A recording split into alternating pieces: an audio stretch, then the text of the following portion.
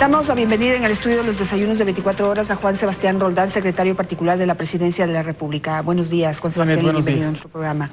Bueno, quisiera hablar de la parte, desde el punto de vista político, de las decisiones tomadas por el gobierno nacional en torno a la economía del país.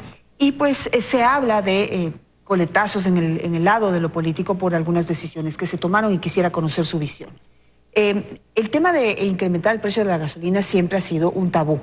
Los gobiernos anteriores, a pesar de que pues han sabido de la necesidad de hablar, debatir y poner sobre la mesa el tema de los subsidios, no se han atrevido a hacerlo porque enseguida pues se encienden algunas alarmas, sobre todo en determinados grupos sociales. ¿Qué cálculos hicieron ustedes o cuál es la visión que ustedes tienen de este tema y cómo enfrentarán posibles reacciones de los grupos sociales? Muchas gracias, Janet, por recibirme nuevamente. El gobierno pensó en dos elementos. El primero es que es un gobierno que tiene siempre una opción preferencial por los más necesitados. Es por eso que cuando nosotros decidimos, la situación económica es compleja. El correísmo dejó este país en una situación deplorable. Hablamos largamente en la rueda de prensa que dimos ayer sobre, por ejemplo, cómo compraron, ¿no? 73% de las compras públicas las hicieron sin competencia. Solo si habrían hecho competencia, habrían ahorrado alrededor de 400 o 500 millones de dólares cada año. En 6 años, que es un estudio del Banco Mundial el que nos dice esto, habrían ahorrado entre 1.500 y 2.500 millones de dólares. Sacaron a 70.000 familias del bono de desarrollo humano, familias que ganaban menos de 90 dólares al mes por tener un celular. Si había un celular en una familia, le sacaban. Si habían encementado el piso, le sacaban. Imagínense cómo dejaron este país. Cuando más plata tenía, a más pobres sacaron del bono de desarrollo humano. Pues nosotros lo que hacemos cuando decidimos cómo solucionar esa situación desastrosa que dejaron es vía ingresos o vía gastos. ¿Cuáles son los ingresos? Nosotros creemos en el sector empresarial, en los pequeños, en los medianos y en los grandes. Y les damos incentivos para que pongan plata en el Ecuador y generen empleo. Hoy hay muchas personas en el Ecuador que no tienen trabajo y la prioridad de este gobierno es que esas personas recuperen la posibilidad de tener un trabajo y llevar un dinero a fin de mes a su familia. En primer lugar, los ingresos. Y en segundo lugar, el tema de los costos. Nosotros lo primero que hicimos es apretarnos del cinturón y decir, el gobierno tiene la obligación de dar una muestra nuevamente a la sociedad, nuevos 1.000 millones de dólares que cortamos en gasto corriente. Y luego miramos los subsidios. Los subsidios son un tema que no se discute porque los políticos, lamentablemente, cuando ejercen el poder, están siempre pensando en la siguiente elección. Esa es una de las virtudes del presidente Moreno. Él no se va a reelegir. Por eso ha sido claro cuando él dice, tienen que haber pocos periodos, un periodo. Y los presidentes después de un periodo pueden hacer lo que tienen que hacer, aun cuando sea difícil. Pues topamos la gasolina súper, opción preferencial por los más pobres, eso les toca a los que más tenemos. Y luego vamos a armar un gran diálogo nacional para ver qué hacemos con los otros subsidios, porque ¿para qué es un subsidio? Para darle al que no tiene, por ejemplo, a una persona pobre una bombona de gas. Pero no tenemos por qué los que pueden tener una piscina calentar con 7 bombonas de gas que está subsidiado por el Estado con gas que le cuesta a todos los ecuatorianos. Y de luego también hay subsidios para la producción. Por eso estamos discutiendo el tema del diésel industrial para que los industriales no pierdan competitividad. Entonces, es fundamental, Janet, que nosotros tenemos opción preferencial por los más pobres y al mismo tiempo tomamos decisiones difíciles porque eso es lo responsable cuando uno gobierna. ¿Cómo se ha socializado esta decisión de incrementar el precio de la gasolina súper? Digamos que la teoría es que solamente afecta a los más ricos, que son quienes pueden tener un carro de alta gama. Ayer alguien me decía que también hay carros de gama media que usan gasolina súper, por lo cual no solamente los más ricos serían afectados, sino también una parte de la clase media. Pero bueno, aquí todo el mundo siempre se queja y siempre tiene se plantea o se presenta como una excepción a la regla. Pero ¿ha habido acercamientos a los grupos sociales para poder digamos, estudiar, analizar el impacto, por ejemplo, del incremento de la gasolina súper? Nosotros vamos a armar un gran diálogo para las otras gasolinas, vamos a armar un gran diálogo para el diésel de transporte, un gran diálogo para el gas, para ver si es que merece la pena o no cambiar la forma del subsidio, porque vamos a seguir subsidiando. Hay que subsidiar a quienes no tienen. Hay que subsidiar, por ejemplo, sería un absurdo hoy día subir el precio del diésel de transporte porque eso sube los costos de la vida de la gente. Sin embargo, nos focalizamos en este primer momento en la gasolina súper porque sí, van a haber afectados. Es normal. Alguien tiene que ayudarnos a sacar adelante este país. El Estado lo hace con $1.000 millones, el gobierno lo hace con $1.000 millones y con temas simbólicos, por ejemplo, bajar la carga de personas que nos cuidan, a los ministros, y eliminar en muchos casos que los ministros nos paguemos del celular. Parece poco, son $150 millones que vamos a ahorrar con este tipo de medidas. Y luego sí tenemos que pedir a los que más tienen, y posiblemente a personas de clase media que tienen un carro al que le cuidan, que sigan poniendo la súper y paguen un poquito más. No es un cambio enorme, es un cambio que yo creo que es posible para quien tiene un carro. Hay 2 millones de autos en el Ecuador. De esos 2 millones de autos, nosotros en el cálculo sacamos que alrededor de 200.000, 250.000 podrían utilizar súper. Es a esos 200.000 propietarios en quienes les tenemos que pedir que nos ayuden esta vez, porque ellos saben que hay otras personas más pobres que no pueden colaborar. Nosotros somos responsables, Janet, y al mismo tiempo tenemos que sacar el país adelante. ¿Qué debe hacer la sociedad frente a la decisión de determinados grupos de quizá aprovecharse políticamente de esta decisión y de este fantasma, ¿no?, de que se incrementa el precio de la gasolina y enseguida se incrementan todos los precios? Hay especuladores también que se aprovecharán de esta decisión para disfrazar un supuesto incremento de precios, es decir, todo lo que viene en cascada después, ¿cómo controlarlo? ¿Y cómo debería reaccionar la sociedad? A ver, en primer lugar, hay gente que va a protestar y están en su derecho. Este es un gobierno que respeta a las personas que piensan distinto y respeta la protesta en tanto y en cuanto se enmarque en la libertad con nosotros, en el respeto por la propiedad pública, en tanto y en cuanto lo haga en el marco del respeto. Nosotros creemos que tienen el derecho y nosotros creemos además que es sano para la sociedad escuchar voces que no son solamente las voces cercanas al gobierno. Y en segundo lugar, nosotros estamos trabajando con los gobernadores y los intendentes de todo el Ecuador para que hagan un exhaustivo control de precios. No vamos a permitir que un especulador suba los precios cuando no hay ninguna de las medidas que pueda atender a que la gente se le encarezca la vida. En cuanto al diésel, para poder ahondar un poco más en esa explicación, en este momento se está trabajando en el incremento del diésel que tienen las industrias o que usan las industrias. Y ayer también en una conversación hablábamos de que esas industrias sí tenían una alternativa, que era, digamos, dejar de usar el diésel y empezar a usar la electricidad, que en el país en este momento nos sobra. Pero como digo antes, siempre hay alguien que se queja y que se plantea como una excepción a la regla o, digamos, pone sobre la mesa determinadas situaciones que supuestamente le impiden, pues, optar por las opciones que le ofrece el país. ¿Cómo se está trabajando con este grupo de industriales? ¿Qué es lo que hacen? Y también cómo garantizamos que ese incremento no impacta en los precios de los productos que producen. Para que la gente comprenda la diferencia entre gobernar responsablemente y gobernar irresponsablemente, hay que decir que hacía el gobierno anterior. El gobierno anterior, cuando tenía complicaciones, se endeudaba a intereses de chulco, por ejemplo, lo que pasó con varias de sus deudas, y luego declaraba secreta esa deuda. Entonces nadie podía saber cómo se endeudaron, a qué plazo, con intereses de hasta el casi 12% a menos de 3 y 5 años. Es una barbaridad. Los gobiernos pueden endeudarse a 20 años a 3, 4, 5, 6% de interés, pues ellos iban, como estaban urgidos, en lugar de tomar una decisión responsable, como discutir los subsidios de la súper, como discutir con los industriales qué hacer con el diésel que está subvencionado, iban y se endeudaban como Dios mandaba. Entonces, ¿qué hacía Correa en esa lógica mañosa que tenía? Decía, estamos endeudados en $28.000 millones, cuando realmente estaba endeudado en $60.000 millones, el doble. Nosotros lo que hacemos es ponernos a discutir en este primer momento ¿cómo hacemos para que el subsidio a los industriales no les complique la competitividad? Pero también, ¿cuál es el recurso que nosotros tenemos como Estado que podemos brindarles, que nosotros hoy puede ayudarles a ellos y también a nosotros? Por ejemplo, la electricidad. Entonces vamos a sentarnos a discutir con arroceros, camaroneros, bananeros, cómo el Estado les puede ayudar con el tendido de luz hasta sus espacios. Cómo ellos pueden beneficiarse de un buen precio del kilovatio hora y a partir de eso nosotros ganamos porque no tenemos que subsidiar el diésel y ellos ganan también porque no tienen que estar con ahí de vuelta de arreglo de motores, de estar buscando si tienen cupo del diésel. Es decir, creo que ganamos los dos. Ni siquiera eso hicieron en el gobierno pasado. Tanto se vanagloriaban de luchar contra las élites, pues ni siquiera con las élites estaban dispuestos a sentarse, discutir y llegar a un acuerdo. Nosotros, en el marco del diálogo, estamos dispuestos siempre a llegar a un acuerdo. Y al final, el gobierno va a tomar una decisión porque nosotros gobernamos para la mayoría. Y sobre esa base es que el presidente Moreno todo el tiempo toma sus decisiones. ¿Y cuál es la previsión? Porque trabajar con electricidad barata tal vez también les ayude a ellos en el tema de competitividad y al consumidor también a mejorar precios. Sí, el precio que ellos van a recibir por kilovatio hora es más barato que el que pagan los industriales en Perú y en Chile.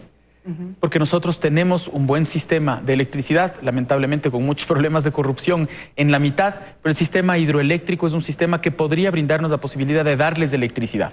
Sobre esa base es que nosotros damos algo que tenemos y ellos hacen un esfuerzo y ayudan al Ecuador de vuelta. Los industriales han planteado la necesidad de sentarse en mesas de diálogo para realmente analizar la situación de cada sector. ¿Esto cuándo se daría? ¿Cuándo empezaría? ¿Cambiaría en algo la decisión? Eso ya está haciéndose. Eso se hizo antes del anuncio. Nosotros ya estamos trabajando con los distintos sectores que podrían verse perjudicados. Escuchamos lo que ellos tienen por decir, escuchamos lo que nuestros técnicos, porque en el Estado hay técnicos de primera calidad que han trabajado hace muchísimo tiempo en cómo podríamos dar la vuelta a los subsidios para que el Estado no tenga un perjuicio, y el Estado va a tomar la decisión. Dialogamos, escuchamos y nosotros decidimos. Al fin y al cabo, el pueblo ecuatoriano le eligió al presidente Moreno para que él tome este tipo de decisiones. Para terminar el tema de los subsidios, siempre ha sido un tema tabú. El momento en que un gobierno menciona la palabra subsidios, enseguida se encienden las alarmas de los que son y de los que no son. Pero digamos que la alternativa siempre ha estado allí, cómo focalizar los subsidios, porque definitivamente sí hay una parte de la población que necesita seguir recibiendo esa ayuda. Ahora dice que se van a sentar en una mesa de diálogo con distintos sectores para ver qué ideas pueden intercambiar. Realmente eso es una buena idea, porque también de la experiencia del gobierno correísta vimos que el tema de la socialización finalmente termina siendo, digamos, una bonita manera de sentarse a compartir y a departir, pero al final la decisión pues es una sola. Es simplemente hay que focalizar los subsidios y para eso, según entiendo, se necesita tecnología, nada más. El presidente Lenín Moreno es un hombre que cree en el diálogo como elemento de saber de los otros, ponerse en los zapatos de los otros para saber qué es lo que están sintiendo, qué es lo que están viviendo, cuáles son sus complicaciones y cuáles son sus ideas. Esa ha sido la tónica de todo este año. Es por eso que hemos podido llegar a acuerdos con organizaciones que el gobierno anterior ni siquiera se sentaba, porque hay una diferencia grande entre dialogar, Janet, y yo escuchar lo que usted tiene por decir, lo que tiene por aportar, y simplemente decirle en esas socializaciones que son una vergüenza, ¿no es cierto? Es lo que voy a hacer, un aplauso, todos levanten la mano, es como funcionaba esa Asamblea Nacional, ¿se acuerda? Que decían, discutan la ley, todos aplaudían, levantaban la mano, y si alguien quería discutir, le sancionaban con 3 meses de silencio. Pues nosotros lo que planteamos es diálogo, diálogo en todos los espacios.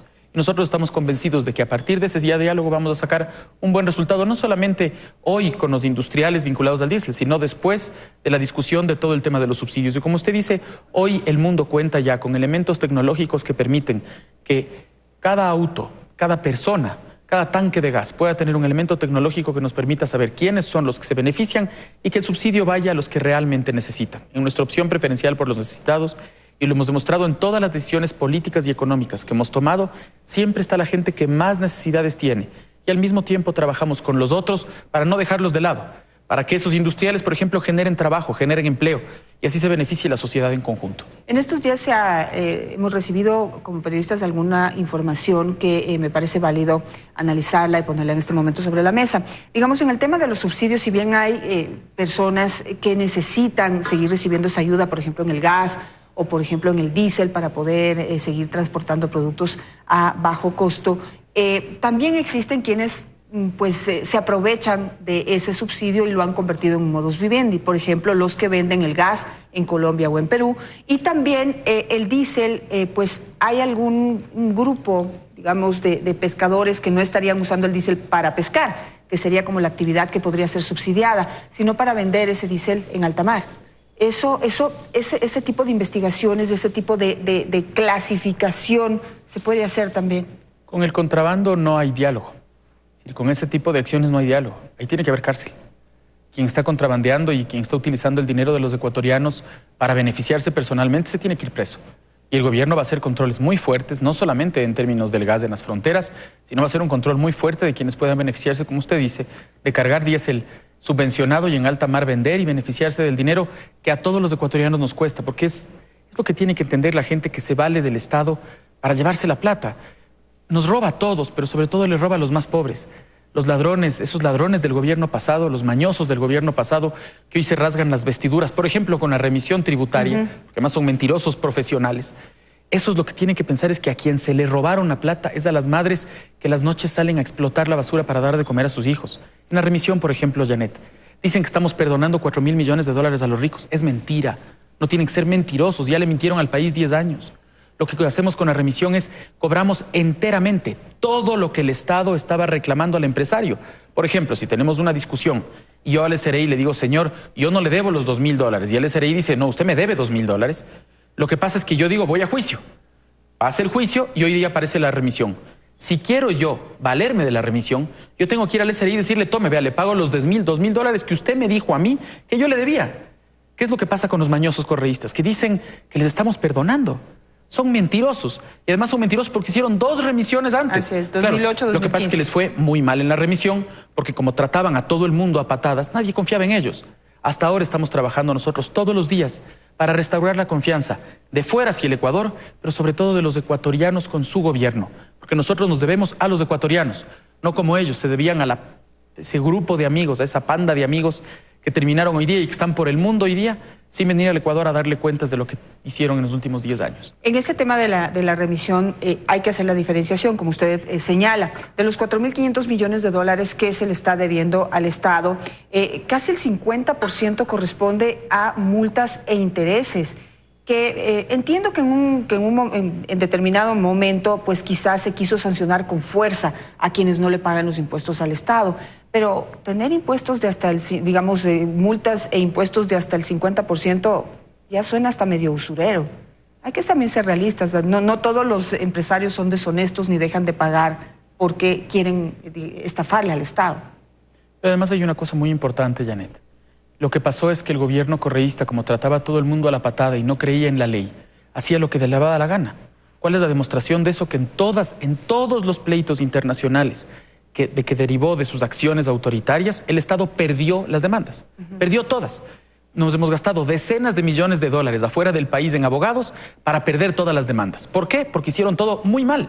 Por mucho que hayan sido el gobierno, por mucho que hayan creído ser los que tenían el poder total, la ley es la ley. Terminamos perdiendo todas las demandas. Hoy lo que estamos garantizando es que ese pésimo trabajo que hicieron devenga en que todo lo que pidió el SRI llegue a los ecuatorianos. Pero más importante, Janet, el 88% de los beneficiarios, casi el 90%, 9 de cada 10 beneficiarios de la remisión van a ser pequeños y medianos, que van a poder pagar esa remisión en 2 años. Ayer, en un solo día, 850 personas pequeñas, por el monto de $2 millones, entre los 800, ya se libraron de esas multas de luz, de agua, de las tasas municipales, los estudiantes que no podían pagar el crédito universitario. Ellos estaban con el agua hasta acá. Nosotros tenemos que darles la posibilidad de decirles, bueno, páguenos todo el capital que yo le pedía, todo lo que yo le pedía, y siga con su vida. Los ricos van a tener que pagar en 3 meses, los medianos y los pequeños en 2 años. Lamentablemente vivieron de las mentiras. Lo bueno es que el pueblo ecuatoriano hoy día ya no se deja sorprender. Y por último, la otra medida que puede tener impacto político es la desvinculación de entre 900 y 1.500 empleados del gobierno nacional por concepto de fusión y desaparición de algunas entidades públicas. Y allí el cuestionamiento y la pregunta que se hace es qué pasará con toda esta masa de gente que se integraría a las filas del desempleo. En ese sentido, ¿cuál ha sido como el cálculo que se ha hecho? Lo primero es que todavía no tenemos el número exacto porque el Ministerio de Trabajo va a hacer y está haciendo una investigación profunda de cuáles son los puestos que cuando se funden 2 ministerios se quedan haciendo lo mismo y van a buscar que el mejor de los 2 funcionarios se quede en el puesto cumpliendo con ese trabajo. ¿Qué es lo que pasa, Janet? Ahí hay 2 temas. Uno, lamentablemente el gobierno anterior contrató muy mal. 150.000 personas estaban contratadas sin un marco legal claro. Lo que nosotros vamos a hacer es vamos a incorporar a esa gente legalmente, porque estaban con contratos ocasionales, con contrataciones que no eran fijas. Esa gente no sabía cuándo terminaba yéndose a la calle. Entonces, lo primero es que esa gente tenga seguridad, es su derecho. 6, 7 años gente en esa situación. 150.000 de 500.000 funcionarios públicos. O sea, la locura, el desgobierno. Pues a esa gente hay que darle un trabajo fijo, ¿no es cierto? Y en segundo lugar, a la gente que se va a quedar sin trabajo, porque sí va a pasar eso, estamos hablando con empresas privadas para tratar de que se arme un plan de recoger ese talento. Porque esa gente también viene con un talento aprendido durante mucho tiempo. Si sobran 2 contadores en una institución, la intención es trabajar con empresa privada para que los absorba. Y al mismo tiempo los ecuatorianos tenemos que saber que el gobierno tiene que tomar decisiones difíciles, que va a haber gente que se va a quedar sin trabajo, pero por un lado estamos creando las condiciones para que la economía mejore y esa gente pueda o emplearse en otro lugar o pueda emprender propio, en un espacio propio, en un negocio propio para poder salir adelante. Y en segundo lugar, No podemos, por tener un costo político, no podemos porque puedan salir 900 personas y de nuevo puedan protestar, no podemos parar de cuidar el dinero de todos los ecuatorianos. El que haya 2 personas haciendo lo mismo, nos están quitando plata a usted, a mí, a las personas que trabajan en este set, a los que nos están viendo en la televisión. Tenemos que hacer las cosas responsablemente y este gobierno toma decisiones difíciles, como la de la discusión de los subsidios, como la de la separación de alguna gente. Pero es para el beneficio de los ecuatorianos que se va a sentir hoy y se va a mirar en el futuro. La discusión está abierta, con eso me voy a quedar. Muchas gracias, Juan Sebastián Roldán, por estar esta mañana con nosotros. Vamos a hacer un corte comercial. Al regresar nos acompañará el ministro de Relaciones Exteriores, José Valencia. Junto a él hablaremos en este momento de la migración de los venezolanos al país. El Ecuador ha hecho una interesante propuesta a nivel internacional para que con otros países se puedan plantear soluciones. Ya regresamos.